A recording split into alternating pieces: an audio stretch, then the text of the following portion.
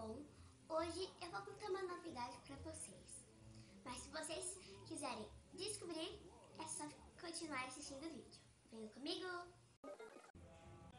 Bom, gente, eu criei um blog. Eu vou mostrar aqui algumas coisinhas rápidas para vocês. Então, vamos. Eu vou deixar o link das minhas redes sociais aqui embaixo e o link do blog. Então, vamos lá. Aqui eu posto diversas coisas. Eu vou aproveitar para fazer uma propaganda. Eu criei ele pelo Wix, porque ele é grátis e quando eu chegar a 100 inscritos, aí eu vou ver com os meus pais se eu posso comprar um. Então me ajudem, viu? Que os populares. Eu vou parar alguns vídeos aqui, ó.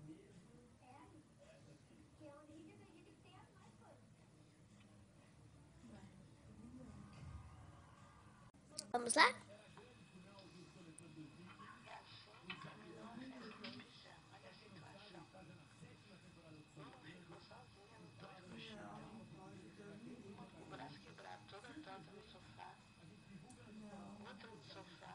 O bichinho tá tão bem. Aqui é o YouTube. Que aqui tem alguns vídeos. E aqui tem uma propagandinha do aplicativo. Aqui é o botão. Aqui é a galeria de fotos. E aqui são algumas coisinhas de propaganda. Ó, aqui tem diversos vídeos. E aqui são novidades. Ó, aqui tem algumas fotos, ó, pra vocês verem. Não, mas ele tá bem, tá comendo bem. Né, tá bem. Então, ó.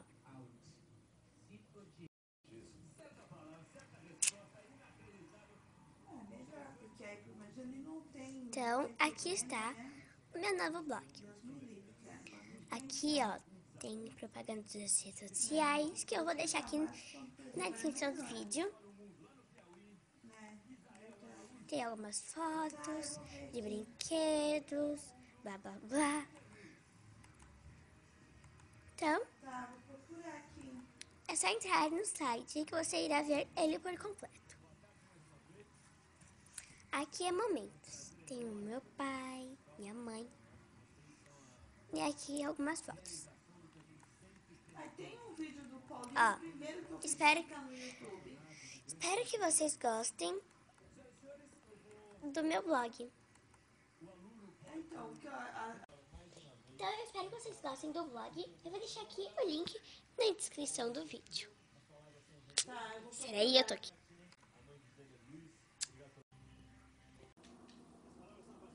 Bom, gente, gostaram do meu novo blog? Então curtem e compartilhem os vídeos. Então, eu vou deixar aqui o link do blog na descrição do vídeo, na caixa de informações. Então, beijinho doce, um gostinho de blog novo cheio de novidades. Tchau!